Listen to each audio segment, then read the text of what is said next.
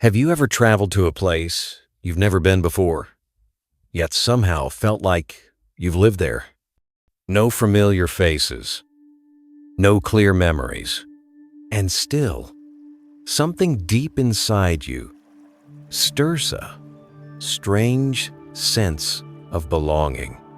Maybe it's an old cobblestone road, a scent in the air, or the way a stranger looks at you, and suddenly you pause and wonder, have I been here before?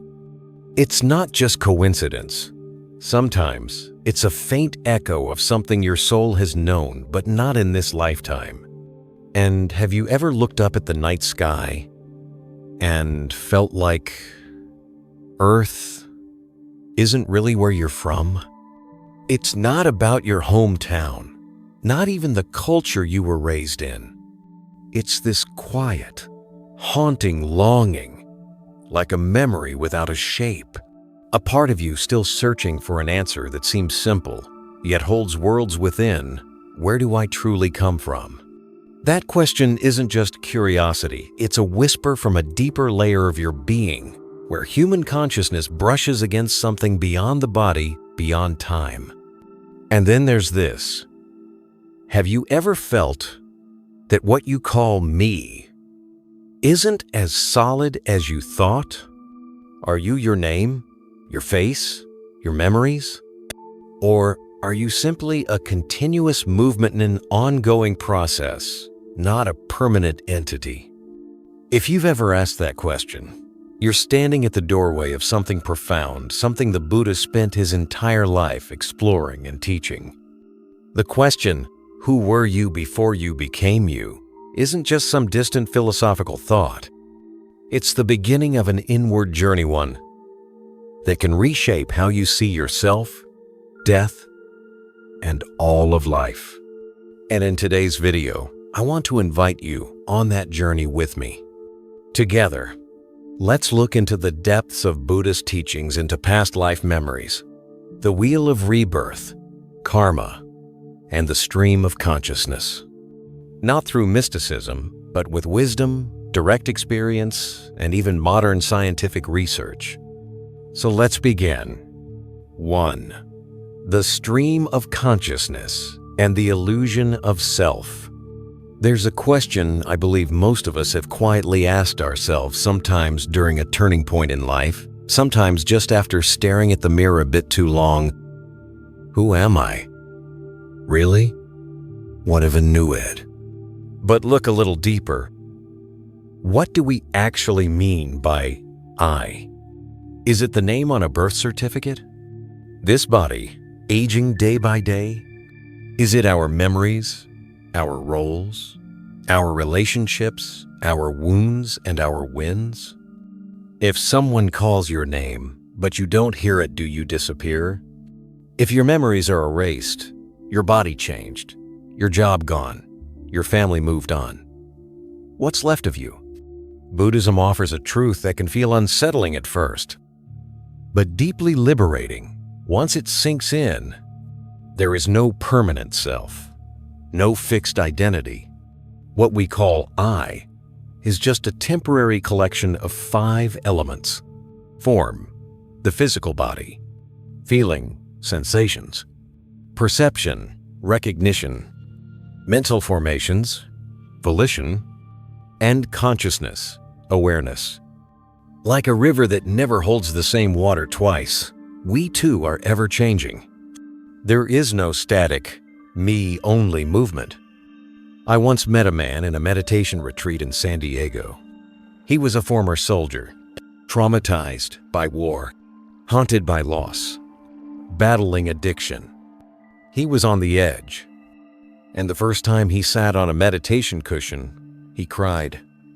He didn't know why at first, but as he breathed and allowed the noise inside to settle, he realized he'd been fighting to protect a version of himself that didn't truly exist. A strong, controlled, undefeated self. But deep inside, he was terrified and lonely. Later he said, I felt like I was standing beside a river, watching myself float away. There was nothing left to hold on to. And strangely, I didn't need to anymore. That moment wasn't his breakdown. It was his breakthrough. The Buddha gave a simple image to explain this truth. He said the self is like a chariot. It has wheels, a frame, reins, but no part is the chariot. Take it apart, and the chariot disappears. It was just a name for a temporary combination of parts. In the same way, I is just a label, a word we use for what's constantly shifting in body and mind. When we see this clearly, the fear of loss begins to soften. Because if there's nothing permanent to hold on to, there's also nothing to lose. But living with this awareness doesn't make us numb or detached from life. It makes us more alive, more compassionate, more present. A mother once asked, "If there's no self, does the love I feel for my child still mean anything? Does my pain matter?" It's such a beautiful, human question. And the answer is, yes. Love is real. Sorrow is real. Joy is real. But they don't belong to a permanent me. They're part of the river flowing through us. We don't own our emotions. We accompany them. We witness them rise and fade. And maybe because of that, love becomes even more precious, not limited by labels like my child or my partner, but becoming something deeper. Love without borders, compassion beyond ego. In the hospice centers I visited where people face their final moments, there's one thing I hear over and over. I wish I had lived lighter. I wish I hadn't held on so tightly. At the edge of death, people finally lay down the burden of the self they've carried for a lifetime. And in that laying down, they see clearly. Titles, roles, achievements, none of it matters now. Only forgiveness, gratitude, and love. And if we can learn that before it's too late, every day becomes a chance to be free. That's why the Buddha didn't tell us to search for who we are. He invited us to see clearly that all things are impermanent. There's nothing to hold, and therefore, no self to defend. And in that spaciousness, fear fades. Anger softens. Envy quiets down. The mind opens, like the sky after the clouds have passed. And from that, space wisdom arises. Compassion blooms, like the sun after a long, dreaming night. 2. Bardo, the space between two lives. There's a question that often begins to rise in people's hearts. Not usually when they're young, but after they've gone through some losses. Maybe after the death of a loved one, or after brushing up against that fragile line between life and death. What happens after we die? It's not an easy question to answer, and maybe it's not one that should be answered with vague, abstract ideas. But in Tibetan Buddhism, there is a profound and deeply compassionate perspective on what happens in the moments after death. They call it Bardoth intermediate state, a transitional space where the mind has left the body but hasn't yet entered a new life. It's like a narrow bridge suspended between two shores. One shore we're familiar with, and one completely unknown. But what matters most isn't how long that bridge lasts. It's how we walk across it. What state of mind we carry with us. I once met an elderly woman at a Dharma talk in Seattle. She had late-stage cancer. As we sat and talked, she asked in the calmest voice, "If there's still some awareness after death, what should I do with it?" For many, that might sound terrifying. But for someone who's been practicing, that kind of question is a sign of light. She wasn't afraid, she just wanted to know, if my mind is still awake, where should I guide it? The answer? Toward the very place the mind often wanders from, back to itself. In the Bardo, It is believed that consciousness becomes 7 times more sensitive than in ordinary life. Every illusion, craving, fear, and regrettive left unresolved can become powerful forces that pull the mind toward rebirth, sometimes into lower realms, into more suffering. But on the other hand, if the mind has been trained through mindfulness, wisdom, and compassion, then Bardo doesn't have to be a frightening place.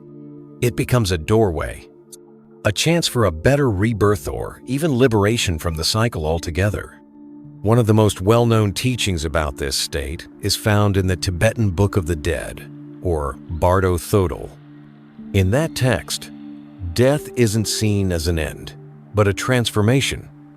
It compares the mind to a rider who has just dismounted a horse, still unsteady, still confused and in need of light to guide the next step.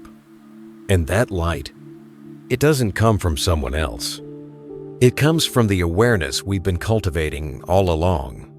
Mindfulness isn't just for peace in daily life. It becomes the backpack we carry into our final journey. Many people ask, "But I'm not a monk. I'm not enlightened. What can I do when death comes?" The answer lies in the simple things. In learning to forgive before it's too late. In learning to let go even just a little. In turning inward when the mind feels tangled. In nurturing compassion for ourselves and others. These may seem small, but they're like stepping stones quietly laying down a solid path that the mind will walk when it enters Bardo. Because in that moment, no one goes with us. Not our money, not our social media, not even our family. What's left is the mind and whatever it's carried within it. At a funeral once, a young person asked, "What if my loved one never practiced Dharma? What happens then?" That kind of question always brings a hush to the room. Not everyone is prepared for death, but we can support those who've passed with mindfulness, with compassion, with prayers that are full of love but not clinging. And for many, it's that heartbreak, the grief of not being ready that becomes the beginning. The moment they turn inward, they start to meditate. They start to study the teachings. They begin to change the way they live. So when their moment comes, they won't be swept away by fear or old habits. They'll know how to walk the bridge. Because Bardo isn't some ghostly realm. It's a mirror, a clear reflection of us without any masks. And that's why it's both terrifying and sacred. There's something that Tibetan masters often emphasize. Bardo doesn't just happen after death. In everyday life, there are Bardo moments too. The spaces between what was and what's next. Like when we lose a job, or a loved one, or our sense of purpose. Those in-between moments when the old me is gone but the new me hasn't yet formed their living Bardos. And without mindfulness, we might fall into bitterness or denial. But if we recognize them for what they are, they can become moments of rebirth, right here, in this life. And maybe that's the most important lesson Bardo offers us. That transformation is always possible, not just after death, but even now right in the middle of our messy, uncertain lives. Bardo isn't just a mystical doctrine. It's a reminder. This life is fragile, and the only thing we truly take with us is the mind we've been building all along. If that mind is clear, gentle, spacious, the door ahead will open into light. But if that mind is tangled in shadows, those very shadows will shape what comes next. That's why true practitioners don't wait for death to prepare. They prepare in each moment. They live through mindfulness, understanding, and loving kindness. And that may be the greatest gift a person can give themselves. Not just for this life, but for the long journey ahead. 3. Rebirth, a continuation that can be examined. One of the hardest things for the modern mind to accept is the idea of rebirth. In a world shaped by logic, science, and the demand for evidence, the thought that a person could live more than one life incarnate through many lifetimes can feel like myth or just religious folklore. And yet, have you ever felt a strange sense of homesickness for a place you've never been? A pull toward a land, a culture, or even a time that doesn't belong to this life? Or maybe a deep fear that doesn't come from anything you've experienced in this lifetime? These fleeting impressions, however small, can leave behind a lingering question. Did something happen before I was born? In Buddhism, rebirth isn't something we're asked to believe in blindly. It's actually presented as a spiritual process that can be observed, experienced, and in some case 7 verified through sincere practice and deep awareness. After the Buddha's night of meditation under the Bodhi tree, he shared a profound realization. I remembered countless past lives, 1, 2, 3, many. I saw where I had been born, how I lived, how I died, even my names, emotions, habits, and ways of living. This wasn't imagination. It was a direct knowing, what we might call awakened insight, a level of clarity that arises only when the mind becomes completely pure and still. But this insight isn't limited to enlightened beings. In the last few decades, serious research has begun to open the door for a new understanding of rebirth.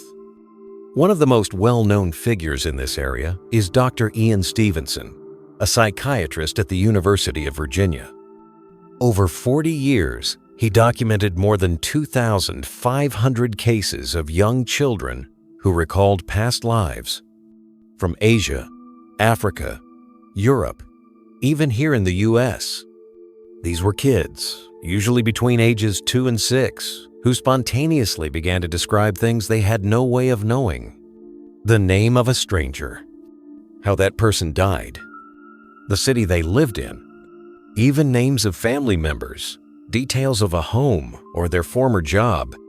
What made Stevenson's work stand out wasn't just the stories, but how his team verified those details. They traveled to the places the children described, tracked down families, and in many cases what the child said matched the facts exactly. One famous case is Shanti Devi from India. At age 4, she spoke in vivid detail about a woman named Lugdi. She knew her husband's name, how she died, and where she lived.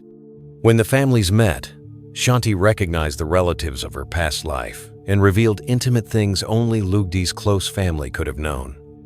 Even the media and academics of the time were stunned. If this happened once or twice, you could dismiss it as coincidence or imagination. But with thousands of cases from across cultures, verified independently and consistently, it becomes less a matter of belief and more a phenomenon worth exploring with an open mind. The truth is, these kids aren't trying to prove anything. They don't know about philosophy or Buddhism. They're not interested in convincing anyone. They're just saying what they remember simply, innocently, and sometimes remarkably clearly. Some have birthmarks that match fatal wounds from their former life verified by autopsy records. Others have found the exact homes they once lived in, recognizing rooms and objects they've never seen before. Some even show personality traits and behaviors that match who they once were. If someone once believed rebirth was only legend, these stories are like small cracks in the wall of materialist thinking. They suggest that maybe consciousness isn't limited to a single lifetime. One student once asked, "But if rebirth is real, why don't we remember our past lives?" Maybe the answer lies in what we carry. The weight of fear, ego, identity, social roles, and all the unconscious habits that cloud the mind. Like a lake disturbed by wind's surface, too agitated to reflect what lies at the bottom. But when the water settles, when the mind is calm, some memories may rise to the surface. In deep meditation, some people catch glimpses of lives that don't seem to belong to the present. Some recall names or places during illness or near-death experiences, places they'd never visited, yet later discovered were real. Not everyone remembers their past lives, but that doesn't mean past lives don't exist. Just like not everyone remembers being 2 years old yet, we all lived through that stage. Buddhism doesn't force belief in rebirth. It simply invites us to observe ourselves, to cultivate awareness and inner clarity.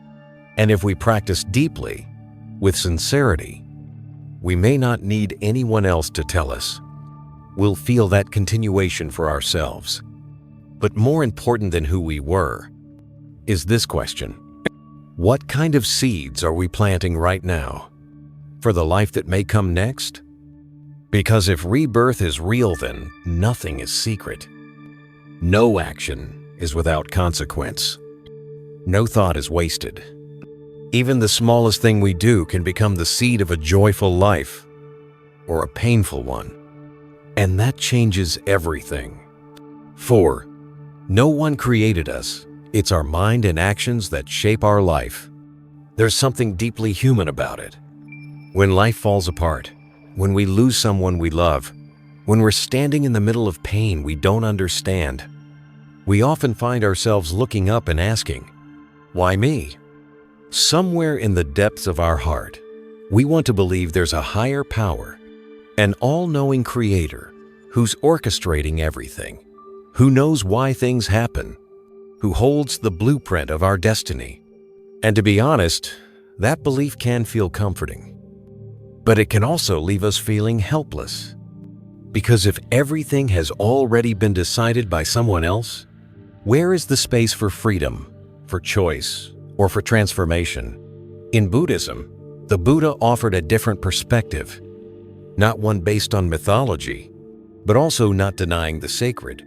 Instead, he guided us to look clearly at what is observable in our own life. Everything arises through causes and conditions. No one created us. There's no supreme being sketching out the storyline of our lives. It's our own actions, our speech, our thoughts, and the state of our mind. In this life and previous ones, that lay the foundation for the life we are living now. I once met a man at the temple. He had lost his job and his closest family member within a few months. He sat quietly for a long time and then asked, "Who do you think is punishing me?" That question was filled with pain and resentment. And he's not alone. Many of us have been there. When we suffer, we look for someone or something to blame. But in Buddhism, suffering is not punishment, and life is not a game played by a distant god. Instead, the Buddha taught something both simple and powerful. We are the owners of our karma. We inherit the results of our actions. Not because someone is punishing or rewarding us, but because every action carries its own natural consequence. Just like a seed, when it meets water and sunlight, will sprout. No one has to grant that seed a tree. But if the seed is poisonous, the fruit will be bitter. Samsara, the endless cycle of birth and death, is fueled by 3 forces: craving, ignorance, and karma. Not divine beings, just states of mind. Craving is the endless wanting, always reaching, always needing something from the outside to feel whole. Ignorance is not seeing things, clearly not seeing impermanence, not understanding suffering or the path to end it. And karma is the imprint left by our actions, the mental habits we've repeated so many times. They feel automatic. And so, a person is reborn, not because someone sent them here, but because their stream of consciousness, carrying the weight of karma, naturally gravitates toward the conditions that match it, to continue the journey that hasn't yet ended. There's an image often shared in Dharma talks. A flame doesn't move from one candle to the next, but one flame can light another. The second flame isn't the same as the first, but it's connected by cause and effect. In the same way, the me we think of doesn't move from life to life like an immortal soul. It's the mind and karma that continue the flow. No one else carries those imprints but us. Hearing this, some people feel sad. If no one created me, they ask, then where do I belong? If no one planned this life, then what's the point of it all? But actually, the answer is hidden inside the question. Because no one created us, we are not bound by a fixed fate. And because no one scripted this life, we have the power to sow new seeds, starting with how we live today. No one is forcing us to keep repeating anger, fear, defensiveness, or conditional love. All of that can be softened, bit by bit, with understanding, mindfulness, and compassion nurtured in daily practice. One Zen master once said, "If you want to know how you lived in the past, look at your life right now. And if you want to know your future, look at what you're doing today." That's not meant to pressure us, but to remind us we don't need to look for a creator to be saved. We begin right here by transforming our own hearts. And that understanding, it brings a kind of freedom nothing else can. There's no one left to blame, but also no one holding the reins of our destiny. Pain or peace both begin from the small movements within our own mind, from how we respond to life, right here, right now. Not in some far-off realm, not in another life, but in this very moment in every thought, every action, every reaction that rises as life unfolds. If craving and ignorance are what keep us stuck in the cycle of suffering, then what leads us out?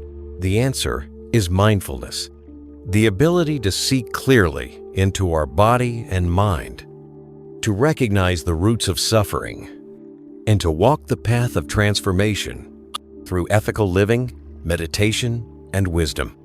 And when we truly realize that no one else has written our life, each moment becomes a sacred chance to pause, to see clearly, and to choose a lighter, freer, more compassionate way to live. 5.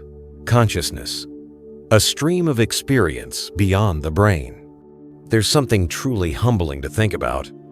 We can dissect a brain, measure brain waves, record electrical signals, but no machine has ever found consciousness. Consciousness, this awareness that we're alive, that we're thinking, that we're hurting, that we're loving, still lies beyond the reach of physical science. Even with all the advances in medicine and technology, the true nature of consciousness remains one of humanity's greatest mysteries. But in Buddhism, that's not surprising at all. Over 2,500 years ago, the Buddha taught that consciousness isn't produced by the brain. It's a subtle, formless stream unbound by the body. And most importantly, it doesn't end when the body dies. In the medical world, there's a story that comes up often about near-death experiences, or NDEs. People whose hearts stopped, who had flat EEGs, no brain activity yet, came back to life and described what they saw while clinically dead. Some say they floated above their bodies, watching doctors perform CPR. They heard conversations that were later confirmed. They saw from a place outside their body. And it's not just one or two cases. Thousands of these stories have been documented across cultures and religions. And the striking thing? The stories are eerily similar. A tunnel of light, a deep sense of peace, a space beyond time and form. Many say it completely changed how they lived afterward. They weren't afraid of death anymore. They loved more, forgave more, let go more. If consciousness were just a byproduct of the brain, then when the brain shuts down, everything should go dark. But NDEs raise a bold question. Could consciousness exist alongside the body and even beyond it? There's another phenomenon that puzzles doctors: terminal lucidity. Some people with advanced Alzheimer's who haven't recognized family in years, who can't speak, suddenly become crystal clear in the final hours before death. They call out names. They hold hands. They say things from the heart, then quietly pass away. Medically, there's no explanation. The brain, by all accounts, isn't functional enough for that. But it still happens again and again. And that points to a simple truth. Maybe consciousness doesn't always depend on brain structure. Maybe there's something deeper, silent, untouched, waiting to be seen. Then there's another story. This one sounds like something out of fiction, but it's been reported by multiple people. Organ transplant recipients, especially heart transplants, who begin to take on traits of their donors. One young woman suddenly craved foods she'd never eaten before. Turns out they were the favorite dishes of the donor. She had vivid dream images, feelings, even memories she couldn't explain. Later, when she met the donor's family, they confirmed her dreams matched the life of their lost loved own down to the smallest details. In other cases, people even report changes in personality, becoming more artistic, more athletic, in ways that mirrored the donor's temperament. This has led some researchers to ask, could parts of memory or emotion live in cells not just in the brain? Could consciousness, or at least aspects of it, be carried through physical organs? Buddhism isn't shocked by this. The Buddha taught long ago that consciousness doesn't reside in a fixed place. It isn't confined to the brain or the heart. It's a stream of experience, shaped by conditions that run deeper than anything material. In deep meditation, some practitioners report a sense of floating outside the body, or becoming aware of things with incredible clarity, even without thinking. It's in these moments that people begin to realize, I'm not this body. I'm not the voice in my head. I'm not the memories I've clung to. I am the awareness that knows all of it. I am the knowing itself, without borders, without labels, without form. Even today, some neuroscientists are starting to ask, does the brain actually create consciousness? Or is consciousness already there, and the brain just a receiver? It's like radio waves. They're all around us, all the time. But we need a radio to hear them. And if the radio breaks, the music stops. But the waves are still out there. If that's true, then death, the breakdown of this device we call the body, isn't the end. It's just the switching off of the receiver. But the signal? It flows on. In Buddhism, this ongoing signal is known as the stream of consciousness Siddha Santana, a flow that is constantly changing, never interrupted. It carries the imprints, the karma, the aspirations, and the seeds we've sown from past lives. When we understand this, death no longer feels like a tragic end. It becomes a pause, a quiet threshold, a doorway to continuation, just like a flame passed from one candle to the next. And if consciousness really does outlast the body, then nothing we do is meaningless. No thought is just in our head. Every action leaves a mark. Every intention plants a seed in the stream that flows toward the next becoming. 6. Karma is the seed. Action is the soil.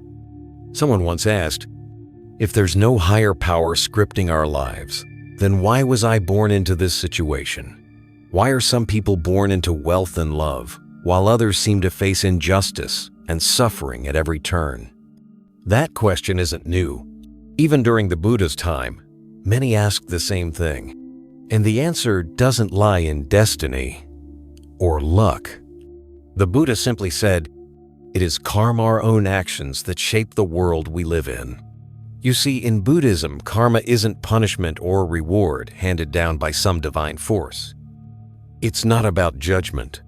Karma is the natural law of cause and effect. Every action, every word, every thought, no matter how small, is a seed planted in the field of our consciousness. And when conditions are right, that seed will sprout, sometimes in this life, sometimes in another.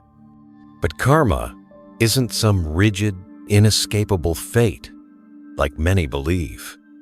It's actually fluid, dynamic, and, most importantly, it can be transformed, which means we all have the power to change our future by how we choose to live today. A person who's lived with anger for years can learn to pause, breathe, and understand before they speak. And in doing so, they begin planting new seeds of compassion, of patience, to gradually replace the old ones rooted in fear or pain. And just like soil, the earth doesn't judge. It doesn't decide which seed to grow.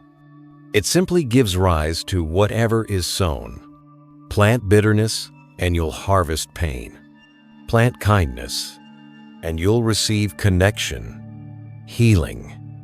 Every act is a seed. Every choice is a planting. There's a powerful story in the Buddhist scriptures about a man named Angulimala. He was once a violent killer, infamous for murdering nearly 1,000 people and wearing a necklace of their fingers. But when he met the Buddha, something shifted. With just a few words of compassion and wisdom, he woke up. He dropped his weapon, renounced violence, and became a devoted monk. That story isn't just about forgiveness. It's about transformation. Even someone who's committed unimaginable harm can change if they awaken. Karma doesn't chain us forever. It stays with us until we find the courage to take a different path. In life, many believe that circumstances define destiny, that being born poor means staying poor, that suffering is someone else's fault. But from the Buddhist perspective, every moment of our life, good or bad, is the result of past seeds. And what matters more is, what seeds are we planting now, in this very moment, for our future? A person who's suffering but chooses not to respond with hatred, who chooses instead to reflect inward, is already stepping into a new path. No one is trapped in bad karma forever. Only those who refuse to change keep walking the same road, and then call it fate. In the middle-length discourses, the Buddha said, "I am the owner of my karma, the heir to my karma, born of my karma, related to my karma, supported by my karma." That teaching is profound. If karma is our womb, then every thought, word, and action is shaping what we become in the next life. If karma is our support, then the future doesn't come from outside. It lives in every present choice. Think of a farmer. Each season, they choose the seeds, tend the soil, pull the weeds. There's no shortcut, but nothing is wasted. Every step is part of the harvest to come. A young layperson once asked during a Dharma talk, "If I've hurt someone, how can I stop that karma from haunting me forever?" And the answer lies in awareness and compassionate action. Owning up to your mistake is just the first step. What matters more is what comes after. Living with more responsibility, kindness, and depth because of the lesson you've learned. In the Buddhist teachings, there's no such thing as too late to begin again. No one is ever too sinful to deserve healing. As long as you're breathing, you have the chance to sow new seeds. No matter how heavy your past karma, it can be transformed through mindfulness, compassion, and persistence. So if you're feeling stuck right now, don't see it as the end. See it as a new planting season. Any field can be renewed with the right care. And every seed can bloom when watered with the light of understanding. The Buddha didn't just teach us about suffering. He taught us the causes of suffering and the path to move beyond it. Karma isn't a prison, it's a law that gives us a chance to change everything, right from the root. 7. Death is not the end. One of the quietest fears people carry deep inside is the fear of leaving. Not everyone says it out loud, but there are those sleepless nights, Those moments watching a loved one grow old, or facing an illness ourselves, when something inside asks, what really happens when it all ends? In modern culture, death is often hidden, avoided. It's something we don't want to think about, don't want to talk about. We rush through funerals, wipe away tears, and jump back into life as if it's never going to stop. But the Buddha didn't shy away from death. He taught that death isn't the end. It's a doorway leading us forward. In the teachings on rebirth, there's a deep truth. We didn't start at birth, and we don't end at death. The body is born and will pass away. But consciousness, our thoughts, emotions, intentions, keeps flowing on. It carries the imprint of karma and the quality of mind at the moment of death. Death isn't like pulling the plug and everything shuts down. It's more like a flame from one candle lighting the next. The light continues just in another form. Once, during a Dharma sharing with a group of middle-aged practitioners, a woman, holding back tears, admitted that she didn't fear the pain of dying. She feared disappearing. She feared never seeing her loved ones again, as if everything she cared about would just vanish. But when she learned about rebirth, when she began to see death as part of a larger journey, she paused and said, if death is just the next step, then I want to prepare for it like someone packing for a trip, with peace and intention. And that's really the heart of the Buddhist view on death. It's not terrifying if we understand it. It's not a full stop. It's a transformation. Not an ending, but a continuation, in a way that reflects how we've lived. The Buddha once taught, the final moment of consciousness determines the next rebirth. In other words, our state of mind at death, whether peaceful or chaotic, loving or angry, sets the direction for the next life. That's why living mindfully doesn't just help us find peace now.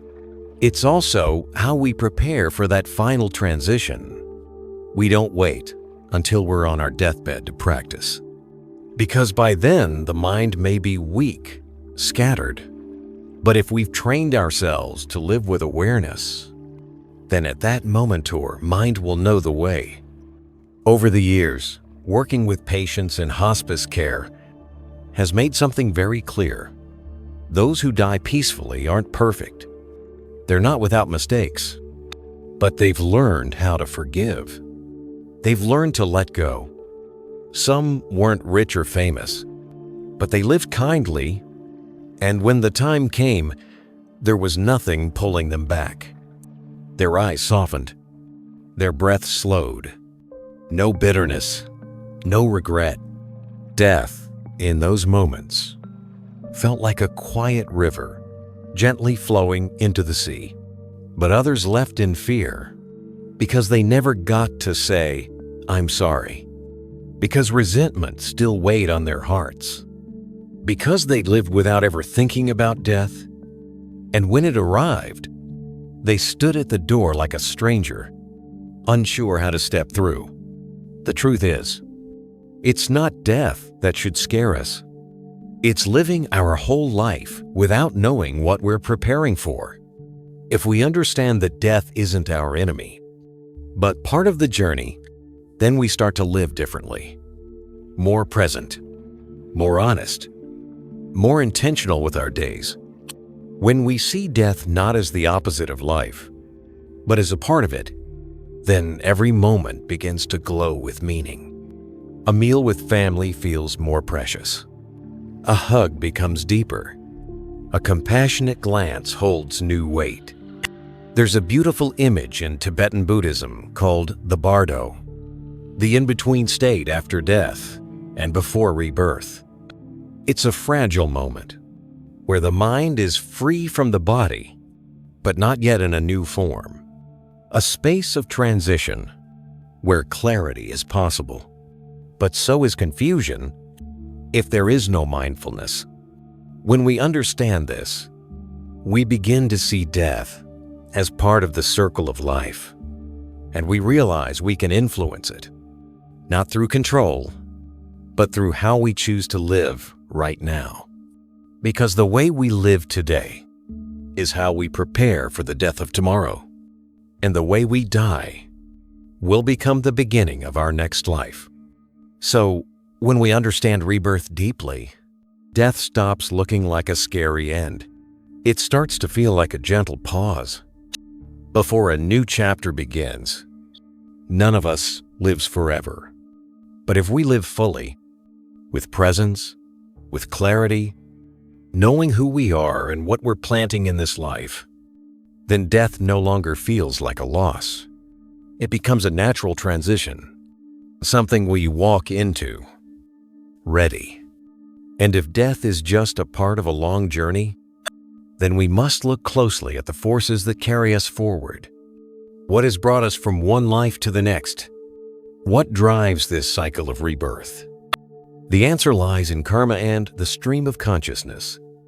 What we've accumulated, our actions, our words, our thoughts, combined with the state of our mind at death, that's what guides us into the life to come. 8. Understanding past lives to live with compassion in the present. Have you ever looked at someone and just felt strangely familiar? Maybe it was someone you had just met for the first time, yet something about them felt like home. Or maybe the opposite happened. Someone didn't do anything wrong, yet you felt uncomfortable around them for no clear reason. There are connections in life that don't need long explanations. You meet someone and instantly like them, or love them. And then there are relationships that seem to test you at every turn, where you have to learn patience, forgiveness, and how to let go. None of these are random. According to the Buddhist teachings, every relationship we have in this lifetime has roots in the past. No one enters our life by accident. Whether they're a dear companion, a beloved family member, or even someone who's caused us pain, each of them is part of our spiritual journey. There's a beautiful story from the Buddhist tradition. A young boy who would later become a Zen master was mistreated by a neighbor for no apparent reason. People around him were outraged, unable to understand why such injustice was happening to someone so innocent. Years later, after deep practice, the master realized that in a previous life, he himself had harmed that very neighbor. Now karma had returned not to punish, but to balance. And the most beautiful part? Instead of holding resentment, the monk felt gratitude. Because that painful experience taught him powerful lessons in patience and compassion. When we look at life through the lens of karma and rebirth, something shifts. We begin to realize, one in this life is a stranger. The person who is your mother, your partner, your child today might have played different roles in your past lives. Your child may have once been your parent. Your friend might have once been your lover. The person who hurt you may be carrying the echo of harm you once caused. Seeing the world this way doesn't just open our minds, it softens our hearts. During a talk in New Jersey, a woman asked, "Why do I feel such a deep connection with a childhood friend I haven't seen in years? That bond never left my heart." The answer was simple. Maybe they were family in a previous life. And even though the blood ties are gone, that karmic connection still flows quietly beneath the surface. That's why some people feel like soulmates from the very beginning. You meet, and somehow, it's as if your spirits recognize each other. And on the flip side, there are difficult relationships. Ones filled with tension, conflict, misunderstandings. If we don't understand past life causes, it's easy to blame, resent, or walk away. But when we see clearly, it's these very hard relationships that offer the greatest opportunity for growth. No one is just a random passerby in this world. That person you dislike might be an old companion with unfinished business. the one who loves you unconditionally, could have been your mother, whom you once cared for with your whole heart. Even those who hurt you deeply, they might be carrying the weight of a broken promise from long ago. When we understand this, we stop walking through life as isolated individuals in a chaotic world. We begin to look at others through the eyes of compassion. We start to sense the past behind their gaze. We hear the unspoken stories behind their behavior. We stop blaming. We stop resenting. And we begin learning how to love more wisely. Someone once asked, if we can't remember our past lives, how do we know who was who? The Buddha answered simply, you don't need to remember, you just need to be mindful. Because the heart remembers more deeply than the brain. And sometimes, your current reactions are already telling the story of a distant past. You get irritated by someone for no clear reason? Maybe it's the echo of a debt that hasn't been paid. You feel deeply moved by someone after just a few conversations? Maybe that's a beautiful karmic connection returning to your life. And ultimately, the point isn't to figure out exactly who was who. The most important question is, how will you live now so you can shape a brighter, more compassionate future? Understanding rebirth isn't about clinging to old memories. It's about recognizing that everyone you meet is a chance to love more skillfully. Every situation is a classroom for spiritual growth. Every pain you experience can become material for transformation. In such a world, no one is truly a stranger. When our heart opens in this way, life becomes more meaningful. We stop rushing to judge. We stop labeling people by what we see on the surface. We learn to listen more deeply, to observe more gently, to love more completely. Because who knows? The person sitting next to you right now might have once been a very important part of your journey, long before this life began. 9. Don't just ask where you came from, look at where you're headed. There's a question humans have been asking for thousands of years. Where did I come from? Where did the soul begin? Were we all born from some sacred origin, then drifted into this world like leaves on a stream? Those questions aren't wrong. But if we're not careful, we might get stuck searching for answers about the past and forget something even more important. Where are we going? The Buddhist awakened one who deeply contemplated the nature of existence. I didn't focus on tracing the ultimate beginning. He didn't ask us to blindly believe in a first cause or cling to the idea of a fixed self. Instead, he pointed us towards something more practical, something you can see, feel, and live right now. Suffering and the path out of it. Why isn't knowing our origin enough? Because understanding where you came from without mindfulness can actually lead to more attachment. You might start labeling yourself. I'm like this because I was born this way. Or, I can't change, this is just my karma. But the Buddha's teachings are clear. No matter where you came from, what truly matters is the karma you're creating right now and the direction your life is heading. It's like standing at a crossroads with a map. What matters isn't how long you've been lost. What matters is whether you're willing to stop and choose a new direction today. During a Dharma talk with an elder group in San Diego, one man sat quietly for a long time before finally asking, "Teacher, I've lived for 60 years, but I don't know how far I've gone or where I'm going anymore." The answer came gently. The very moment you asked that question, you began returning to the path. Sometimes, awareness doesn't come from the answers. It comes from the moment we pause long enough to truly look at the road we're walking. Because the real meaning of life isn't in decoding the past. It's in waking up to the present so we can shape a different future. The Buddha once compared life to a burning flame. That flame doesn't need to know its origin. What matters is how to extinguish the suffering that's burning in our hearts right now. If we spend all our time wondering, where did I come from? We may forget the very pain that's consuming us in the present. Anxiety, fear, anger, loneliness. And when we lose the present, any pursuit of the past or future becomes just a shadow. The question that truly transforms is, with what I have now, how am I living? Is the path I'm on leading to more peace or to deeper suffering? Am I planting seeds of calm and kindness through my words, thoughts, and actions? Or unknowingly feeding the cycle of craving, anger, and confusion? Mindfulness isn't just about sitting still in meditation. It's the light that helps us see what we're really doing with our lives. It's a mirror not to look back at who we used to be, but to see clearly who we're becoming right now. Many people go searching far and wide to find their true self.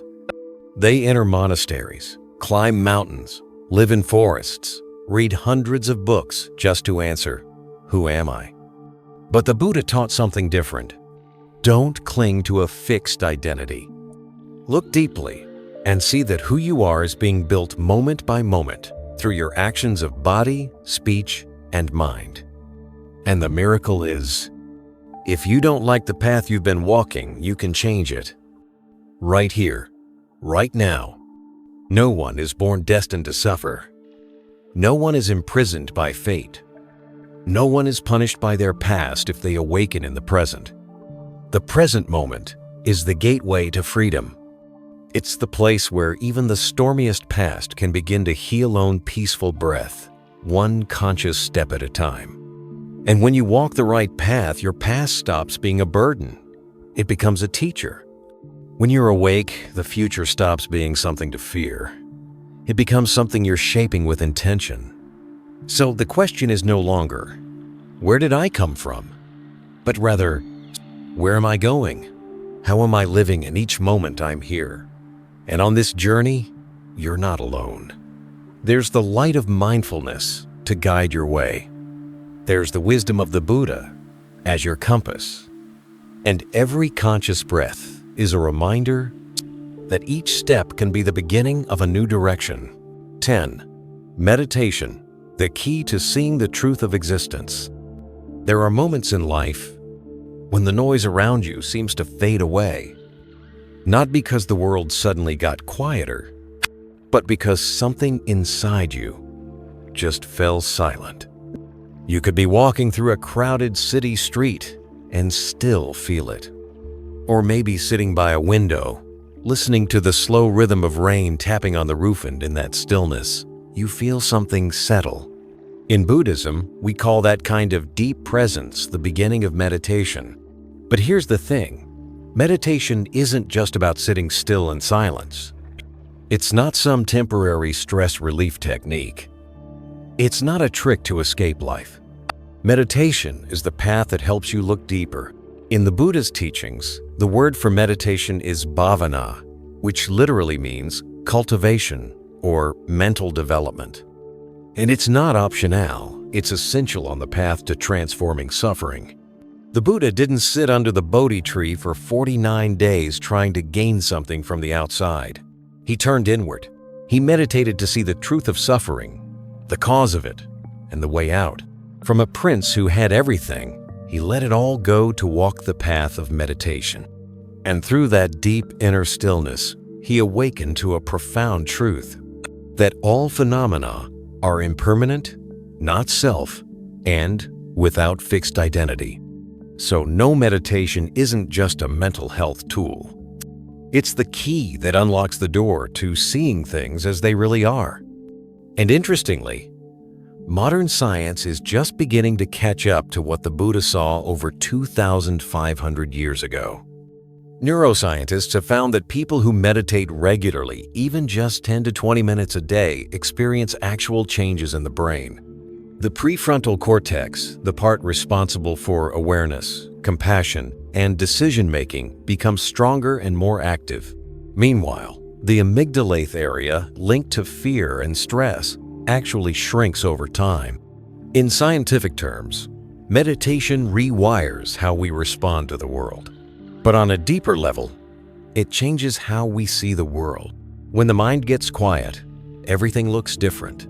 When the mental noise dies down, clarity begins to shine through. One older Buddhist practitioner once shared this beautiful insight. After years of meditating, she said she no longer feared death, not because she had all the answers, but because in moments of deep stillness, she saw a simple truth. Everything comes and goes, including fear.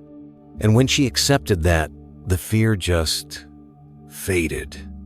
She didn't have to fight it. She just had to face it with the light of mindfulness. It's like a glass of water that's been stirred. You can't see the bottom while it's swirling, but if you set it down and let it be still, the sediments settle and the water clears. Our minds are the same. When stirred up by anxiety, anger, or desire, we can't see clearly. But when we pause through meditation, we begin to see the true nature of life. This isn't some mystical secret. It's a natural process available to anyone willing to return to themselves. Meditation doesn't require you to be perfect. It doesn't ask you to empty your mind. It simply invites you to return gently to this moment, right here. That's all. And yet it's everything. Through the light of meditation, we begin to see the parts of ourselves we've been avoiding: our wounds, our habits, our illusions. Not so they can haunt us, but so they can finally heal. And as we do that, compassion begins to bloom, not just for others, but for ourselves too. It's no coincidence that monasteries, retreat centers, and mindfulness communities are springing up all over the world. In the chaos of modern life, people are reaching for something deeper, something technology or comfort alone can't give. They're reaching for themselves, and that path starts with a single breath. So no, meditation isn't just a nice extra on your spiritual journey. It's the heart of waking up. It doesn't just calm the mind, it helps you see clearly. And only when we see clearly can we truly live deeply, love fully, and walk a path that's not lost. And maybe by now, you've already felt it. Life isn't just a series of days passing by. It's a journey of awakening. Every experience, every relationship, every moment of joy or sadness or loss, they all carry meaning. When we understand impermanence, karma, rebirth, and the stream of consciousness, we're no longer walking in the dark. We're walking with an inner light. The Buddha never asked us to believe blindly. He invited us to reflect, to practice, and to see for ourselves. When the light of wisdom shines into our heart, we don't just understand why we're here. We start to know where we're going. And that journey begins with a breath, with a pause, with a quiet moment of turning inward. If you're still exploring the teachings of Buddhism, if there are questions in your heart that haven't yet been answered, take your time. Just keep listening. Keep observing. Keep practicing. Every step you take, no matter how small, is a seed of transformation waiting to grow. Thank you for staying with me until the end of this video. If something in this message touched your heart, please give it a like, share it with someone who might need it, and leave us a comment below. We truly value your reflections. And don't forget to subscribe to Buddhism Seeds so we can continue walking this path of awakening together with the light of compassion and wisdom as our guide. See you in the next video.